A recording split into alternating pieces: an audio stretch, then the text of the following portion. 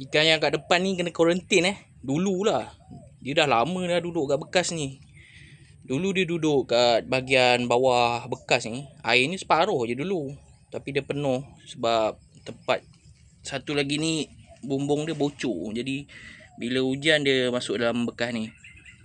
Ni air ni kurang sikit sebab tersejat kan, panas. Saya selalu bagi makan, biar je macam tu. Lama-lama dia berani pula naik atas. Kalau bagi jari nanti dia datang. Nampak?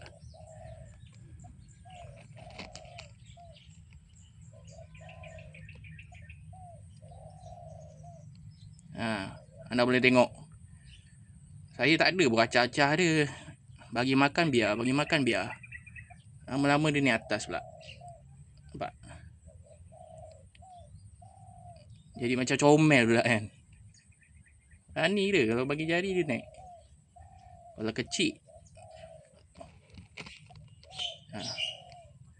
Dia sekarang ni dia lapar.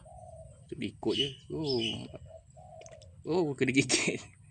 Kena gigit. Tapi kalau kecil punya ni tak rasa sangat. Jangan bagi yang besar. Kalau besar gigit, mau berdarah jari. Kita bagi dia makan pula.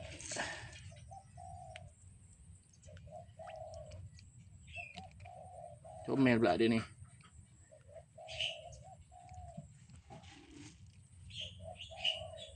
Oh, dia gigit jari.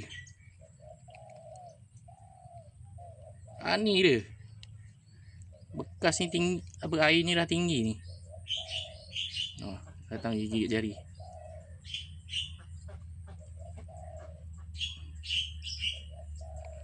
Comel pula. Tak tahu lah nak campurkan balik ke nak bela yang ni.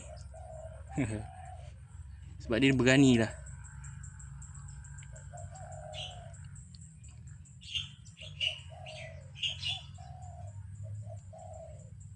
Comel pula dia ni. Tengok.